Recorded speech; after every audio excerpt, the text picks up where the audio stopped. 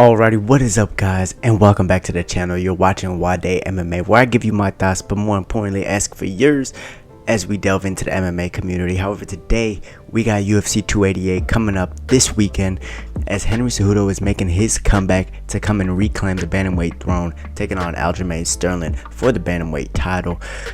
And we got a lot more fights that we're gonna break down and predict and stuff like that. So if you're interested, go ahead and leave a like on this video to help support me, your boy, and you're more than welcome to subscribe for more daily MMA content and in-depth fight analysis. But with that being said, let's go ahead and get right into these predictions. Alright guys, so starting off first with the early prelims. I'm not going to go too far into detail with these ones, but there are a few fights that interest me on these early prelims. So maybe the one that's most overwhelmingly one-sided on the early prelims, I'm going to go ahead and give you guys something to put on y'all's parlay, right? Zhalgas, I believe that's how you say his name, versus Rafael Esteban. That's maybe as one-sided as it gets. I mean, the guy Zhalgas has been in the UFC for a little while now. He's 34, he's 5'3", he's what, 14-8, and he's lost probably like 90% of the UFC fights that he has been in, while this other guy Esteban is 11-0, 5'7", big for the flyweight division. Half of his wins are finishes. His finishes are split between submissions and knockouts. The guy's very well rounded. He starts off pretty fast, and to make matters worse, Zhalgas, when he does lose, he loses by decision, which means he isn't being active, he isn't leading the dance, he isn't dominating the fight. He's kind of hoping and praying a little bit, and maybe if the guy lets him ease into the fight, then he'll go ahead and start trying to dominate and take over and stuff like that. However, I believe that this is kind of a gimme fight for Esteban to go ahead and get him started in the UFC. However, another fight we have on these early prelims, and the UFC is, you know, they're sneaky with this one. They have Hawes taking on Ikram Aliskerov. Now, first of all, Hawes has been in the UFC for a little while now, right? He's had some really good wins, and he's had some upsetting losses. His last loss was to Dober when he hurt his knee and then ended up getting knocked out because he decided to continue after hurting his knee. Don't think that was the smartest decision. That was back in October, and now he's making his return in May. You know, it might be too early to come back from a knee injury, or maybe even too early to come back from a knockout. But on the other side with Ikram Aliskerov, does that name sound familiar to you? The one guy who gave Khamzat Chimaev the hardest fight of his career. Ikram Aliskerov, he was defending all of Khamzat's takedowns, and then Khamzat in the second round ends up knocking him out with that uppercut. Hasn't lost since. Ikram Aliskerov, he got a win on the Contender Series via submission. Combat Sambo world champion, gold medals all over the place, wrestling, Sambo, MMA, he's won world titles. The guy is really good, and maybe should have been scattered by the UFC a little while ago, but he's here now, and he's taking on Hawes in the middleweight division. Now, Hawes has really good takedown defense. He's big for the weight, so that helps his takedown defense as well. He's very powerful. He's skilled on the feet. He's patient. However, there's a few factors that we have to look at when talking about Hawes in this fight. Now, one, if he's forced to defend too many takedowns, he does risk gassing out. I've seen him gas out before. Chris Curtis was one that made him kind of gas out later in the fight, and that was mainly just from the stand-up, not even from the wrestling. You add wrestling in there and it's a whole nother ball game. Ikram Aliskerov, he's not gonna gas out. He has a really good gas tank. He's used to wrestling all over the place, and he's not gonna stop generally until he gets you to the ground. Another factor going into this fight is that Hawes has been knocked out multiple times. I mean, dirty knockouts. Like, I don't know if his chin is still there. He's cutting a shit ton of weight to get down to middleweight. I mean, look how big he is at middleweight. That's always a concern. And his knee. I mean, guys, he blew his knee out. He tore at least one ligament in that knee in that fight with Dober. I don't know if you guys remember that, but it looked pretty bad. He couldn't even walk on it, and then he ended up getting knocked out, couldn't really defend himself, and it was a bad knockout as well. So I think that all of these leading up to Ikram Aliskerov, a guy who's running on a hot streak, like a 5-6 fights winning streak in a row, a guy who is hungry to get back at Khamzat Chimaev. Guys, there's a storyline building here. I think that Ikram Aliskerov is gonna win, although I think if Phil Hawes is healthy and he isn't coming back too soon. It should be a good fight. It should be a really good fight. I think he's gonna make Ikram fight for this one. But yeah, you guys have my pick. Alright. Now, first fight on the prelims, we have Marina Rodriguez versus Viana Jandiroba. I'm taking Marina Rodriguez on this one. Jandiroba's good. She's long.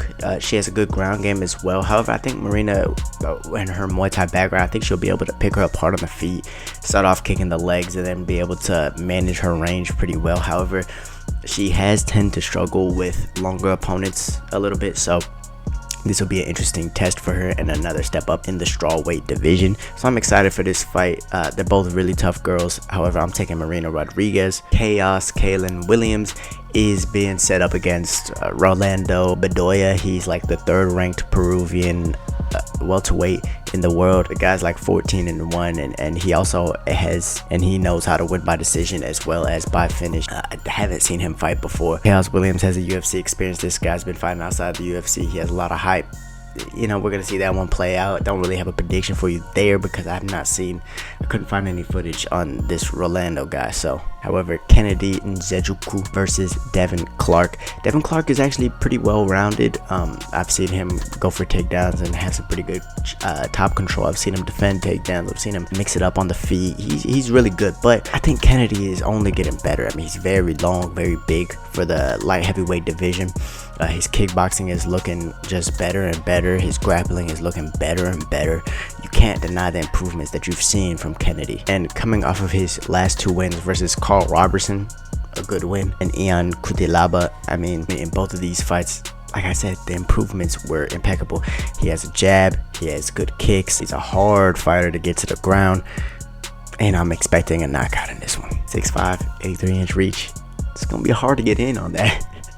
Good luck, Devin Clarke. Good luck. And it only makes it worse that he's a Niger boy. So next, Drew Dober versus Matt Steamroller Frevola. The guy, like his name entails, is a steamroller. I mean, this guy, once he gets that ball rolling, he's one who likes to add up on the punches. He's a good striker. He trains at Sarah Longo BJJ, so we can assume that he has good defense on the ground at least. However, if you can catch him early, I mean, we've seen it with Terrence McKinney. We've seen him get caught in the first minute against Marco Polo Reyes. He does start slow, relatively. He leaves his chin up in the air very early on. However, even though it takes him a while to get into the fight, we can assume that this has been corrected, considering his last two fights have been first round knockouts. It seems like he maybe has fixed this problem, so we're gonna see in this one against Drew Dober, a big truck of a man, a guy who has a lot of power. He's good. We're gonna see that chin be put to the test, and this should be a very, very exciting fight. I'm predicting fight of the night. That's my official prediction. As far as who's gonna win this fight, I mean, god damn it, it can go to anyone. I've seen Drew Dober be able to adjust to the best of the best. I mean against Brad Riddell, a world-class kickboxer. I've seen him adjust against Terrence McKinney, a guy who's just gonna come in guns blazing and try and take your head off. And even against Bobby Green, a guy who is very, very elusive. And you know, I think Drew Dober is building up a lot of steam, and no pun intended, and building up a lot of momentum here. I think he's been on like a 4-fight knockout streak. Drew Dober, something crazy like that, maybe 3-fight knockout streak. I wouldn't be surprised to see Matt Frevola shoot early, and just to, you know, kind of weigh on his arms and try and get some of that power out of his arms before he starts exchanging with him. But you know, I'm gonna go with Drew Dober on this one. Matt Frevola is really good, don't get it twisted, but Drew Dober, it seems like he learns from every single loss, and he only gets better from them. It doesn't seem like the losses deter him. It doesn't seem like he gets worse afterwards or loses any confidence. It seems like he still knows who he is, and you know, how can you bet against a guy like that? Not to mention, along with getting better, he is a world-class talent with the striking, and we've seen him be able to defend the grappling as well. I haven't seen too much of Matt Frevola on the ground or his top control, so that's going to be interesting to see if it goes to the ground in this fight. But if the fight stands on the feet, Drew Dober might make the better adjustments. I'm picking Drew Dober, but we'll stay tuned to see how that one goes. Alrighty guys, we're now on the main card, and this main card is very interesting because we have Kron Gracie. Guy wasn't fought like, what, 3 years? 2-3 years? His last fight was against Cub Swanson when he was still in the UFC and still active and kicking it. Yeah, so we have Kron Gracie going against Charles Jourdain. This is going to be an exciting fight. I mean, Kron's last fight against Cub Swanson, we saw that he wanted to show his striking. He really didn't shoot for that many takedowns. Maybe up until the end he started shooting, but I think he really only shot for like 2 of them. And going against Charles Jourdain, a guy who's been taken down and submitted before, it's not like he has crazy amount of takedown defense, although I'm sure he's been working it in this camp. Crazy ground game or anything. If this fight does get to the ground, you gotta go with Kron Gracie, representing Gracie Jiu-Jitsu. However, I'm excited to see what improvements Kron has made on the feet. Charles Jourdain, on the other hand, has really good striking. He's went toe-to-toe with Shane Burgos. He's younger, he's bigger. Shane was able to take him down a couple of times, and that's why Shane Burgos ended up edging out those decisions. I'm gonna go with Kron Gracie. I think he gives too much access to the hips. Charles Jourdain does. Whenever he's coming forward and striking, he likes to get into the action, which is fun. It's gonna be a fun fight. But I think Kron has most likely been working on his takedowns. Most likely he's been working on his striking as well. I think he's gonna maybe ease into the first round and then start letting it fly in the second round, and that's where we're gonna see Kron really get the best parts of his work done. However, moving on, Bryce Mitchell is out of his fight with Movsar Evloev. He broke his ribs, so he won't be fighting. However, Diego Lopes will be fighting. I think the second ranked fighter out of Mexico at featherweight.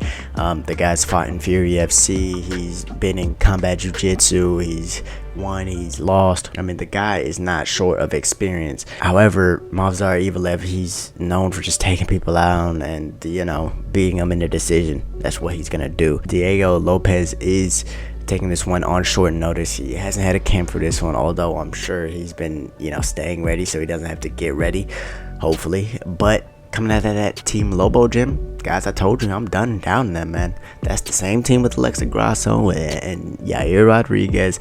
At least for striking, that's where he's training out of. And, you know, I wouldn't count him out. Will he be able to defend the takedowns? Will he be able to, what will he be able to do on the bottom? I mean, like I said, he's had high level jiu-jitsu experience, even though maybe he didn't win the championship, but he's had wins at the EBI Combat Jiu-Jitsu Worlds, and so we can assume he knows what he's doing. It's gonna be different. It's gonna be interesting to see how that kind of matches up with Evloev. I can't bet against Evloev with a guy going against him coming off short notice. Actually, you know what? Coming from that low, but I said I'm done down him. Coming off a short camp, not only does he not have much time to prepare for Evloev, but Evloev doesn't have much time to prepare for him.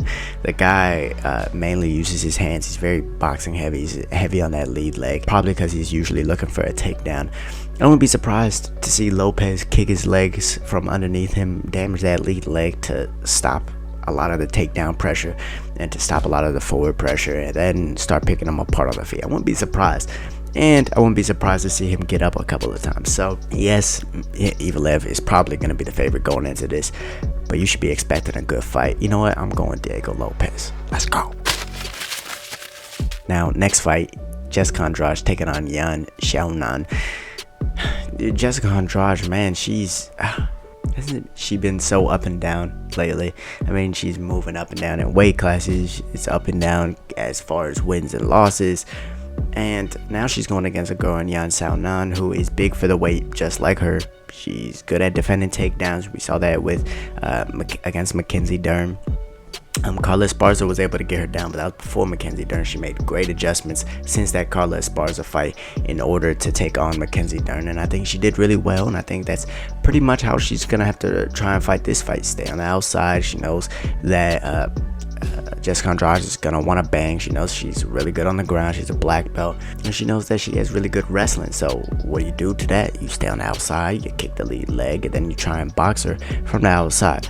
That's what I can see Xiaonan doing. However, if Jessica Andrade is able to get her to the ground, you know, as far as the striking departments go, she's a tough son of a gun. If Jessica hits her hard, she's gonna hit her hard back. I don't see her backing down. I think she's on a rise here. I think she's only getting better. You know, I'm taking Xiaonan on this one, if I'm saying her name right. Next, the co-main event between Belal Muhammad versus Gilbert Burns.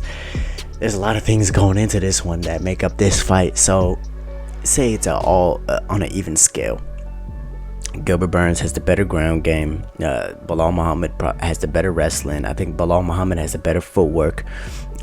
Gilbert Burns has more power. Belal Muhammad has the better boxing. They're both tough as nails. It's a pretty even fight on paper. I mean, I've seen Belal Muhammad stay on the outside and pick at Vicente Luque the whole fight. Belal Muhammad is good, and Gilbert Burns is really good. However, Belal Muhammad is dropping a lot of weight in a short amount of time. He knows it's going to be a tough weight cut. I mean, he's made that public for whatever reason. Gilbert Burns, he's been staying low in weight. He's been active, and he's not coming off of this whole Ramadan thing, right? Not to mention that Gilbert Burns has been very smart as of late. He's been very patient. I mean, I can see this first round being quite boring, just depending on the approach each fighter's taking. Gilbert Burns doesn't blitz in as much as he used to in the past because he has troubles keeping his head off the center line when he does so. And so he's been more patient. He's more been picking at the legs and picking and choosing when he wants to enter, which has been the best Gilbert Burns that we've seen in a while, right? Now, Belal Muhammad, we've seen him be able to go backwards against Vicente Luque for 5 rounds, and then we've seen him pressure and break Sean Brady, a guy who was supposed to be this phenom grappler and a guy who's 15-0, a guy who's gonna keep wrestling you and take you down and beat you up. He beat him up pretty bad, and the way he did that was his forward pressure. Now I think Belal Muhammad's really smart here. I think he's really good here. I think this is a tremendously close fight, and I think as far as patience goes, Belal Muhammad can be the more patient fighter. As far as skill is concerned, I think Gilbert Burns, man, if he gets him down, right on the feet, I feel like it comes to who makes the least amount of mistakes. And because this is such a close one, I think I'm not wrong in picking whoever I pick here. With that being said, I'm gonna take Belal Muhammad. I'm gonna take Belal Muhammad because I believe that he will be able to stuff Gilbert Burns' takedowns, just as he was able to stuff Damian Maia's takedowns and not let him get a hold of him. And I believe that he's just very smart. I mean, he's the type of guy who will out wrestle Stephen Thompson. He's not going to strike with him. He's not going to go to the ground with Damian Maia. He's going to fight a wrestler who's trying to come forward against him. He's going to come forward and he's going to beat him up. I mean, we saw that now he has that instinct to where he can finish people. He can put the pressure on you and he can break you. And then we've also seen to where he could be on the back. I think that we've just seen Belal Muhammad evolve, and a lot of people aren't paying attention. A lot of people are, still kind of sleeping on him and still not really pushing for him to get a title shot. And I think that he's at that level. I think he's ready, and I think that this is a really tough fight, and Gilbert Burns is a gangster for taking this fight, And so to top it all off, I think I'm going to be taking Belal Muhammad, guys. This is, like I said, a really close fight. If it gets to the ground, it stays there, but will it get to the ground, and will it stay there? Belal Muhammad's really good, guys. I can see him poking at the straight punches, forcing Gilbert Burns to be patient and forcing Gilbert Burns to stay on the back foot, maybe baiting the shot out of Gilbert Burns when he starts to get a little discouraged, or letting him come in and then dropping a cross on him due to him coming straight in and not coming in off of an angle. Belal Muhammad's really, really smart, and I want to see how this fight plays out. We got a very, very interesting fight here, guys. And now for the main event. The one that we've all been waiting for, the closest fight on the card, and god damn it. Alright, so as far as these people's pasts and what they've accomplished, Aljamain Sterling is the most winningest bantamweight ever. He's now had a few championship fights. Yes, mixed feelings towards all of these wins, of course, but he beat Petr Yan, he beat TJ Dillashaw, he's beaten Corey Sang, and he's beaten Pedro Munoz. I mean, he's beaten the upper echelon of the division. And to think that Aljamain Sterling could get on your back and you're not going to be finished, that's a little foolish. However, he's going against Henry Cejudo, a guy who's also beaten the upper echelon of the division. He beat TJ Dillashaw, he beat Dominic Cruz, he beat Demetrius Johnson in a very close fight, but he beat him. He beat Marlon Moraes, a guy who beat Aljamain Sterling, right? And so now breaking down each of these fighters' keys to victory and what they are going to be looking to do. Now Aljamain, we know he doesn't have the best inside fighting. We know he likes to keep it at that like medium to long range, and if it gets close, he's going to be looking for the grappling. He's going to be dipping his head, and he's going to be kind of using his head movement to get into the clinch and start looking for that backpack after throwing a bunch of kicks from the outside, right? However, his evolution over these last few fights, he's gotten really good footwork. He's able to stay on the outside really well. Now, he does cross his legs a little bit, which is a little concerning, because if someone enters while your legs are crossed, you're not gonna have the best base underneath you. It's easier for you to get dropped. It's easy, it's just not a good thing to be crossing your legs. However, other than that, as far as his footwork is concerned, he has really good footwork, and that's gonna be key here with a Henry Cejudo, a guy who's gonna be trying to pressure you anytime the going gets tough. And so I think that a really big key to victory for Aljamain Sterling is gonna be to, yes, keep Henry on the outside, yes, keep these push kicks going and your jabs and crosses, keep everything straight and linear, not wanting Henry Cejudo to just come in and walk you down. That's the last thing that Aljamain Sterling is going to want, because that's where he's in the most danger. He's not very comfortable in the boxing exchanges, and Henry Cejudo gets more and more comfortable there every single fight. Now, one thing that Aljamain can do to negate these blitzes, other than the straight strikes, is knees. If he enters into the takedown defense and Henry Cejudo has a really quick reaction like he always does, he always defends the takedown very early. He has small legs, it's hard to get a hold of him. Knees, whether it's to the body, whether it's to the head. EJ finished him with knees. He likes to sprawl very early. You could catch him with a knee. Aljamain already knows that. He's going to be implementing that. We know that this is going to be part of his game plan. Okay, now switch over to the other side with Henry Cejudo, a guy who's going to most likely be looking to kick the legs very early. He's going to look to try and break Aljamain's footwork down. I mean, because if you see guys with good footwork who go against Henry Cejudo, he's going to look to break your footwork down. I mean, it's similar to what he did with Dominic Cruz. Aljamain Sterling, he kind of leans his head the same way Dominic Cruz does. A little bit different, obviously, because he's also looking for the grappling very heavily. But he does lean his head off to the side. He does get caught with those high round kicks. So I'm thinking that Henry Cejudo is going to be looking to start off low and finish high with the kicks. And he's going to save his boxing for the second and third and fourth round, because that's when Aljamain Sterling is going to start to fatigue a little bit more. I think Aljamain may even be the better athlete here. He's bigger. He's probably stronger. I don't think he's faster. But as far as cardio goes, I'm assuming that Henry Cejudo has the better cardio, and he's going to be able to push for 5 rounds harder than Aljamain Sterling is. And I think that that's what Henry is banking on. I think he's banking on taking those later rounds. If he obviously doesn't get the finish, I think he's banking on kicking his legs early to slow down that footwork and to slow down those shot attempts. That way, come round 2, 3, 4, he'll be able to walk him down a lot easier, get him into those boxing exchanges, and force Aljamain Sterling to rely on his head movement and set him up for a kick. Now, but you tell me, which of these game plans seems more reasonable? Which of these seems more likely to happen?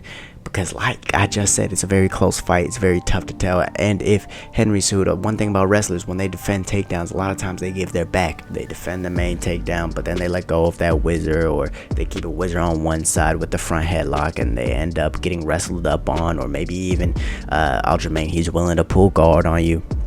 And I think Aljamain Sterling's grappling is a lot better. So if Aljamain could get to the back, it could be very, very dangerous and a very early night for Henry Cejudo. However, I think Henry, one thing that he has that Aljamain doesn't, I think he has that it factor.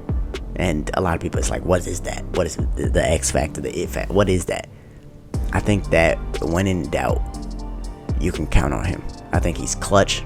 He's a clutch performer. I mean, we've seen Aljamain Sterling take rounds 4 and 5 off against Petr Yan. When Petr won both of those rounds, he was trying to walk him down. He was succeeding at it. I think he has that clutch gene. He has that it factor. He has that thing that you're looking for, if you're losing that fight. Against Marlon Moraes, he showed it. He was getting beat up in that first round, and then he ended up just turning it on and messing Marlon up pretty well. Against Demetrius Johnson, he didn't stop fighting from round 1 to round 5. Heavy wrestling, heavy striking heavy, like just constant activity. He's not going to slow down, and I think that, you know, the weight cut doesn't help with Aljamain's drive in that scenario. But like I said, I think the it factor is going to be the reason why Henry Cejudo is going to win this fight.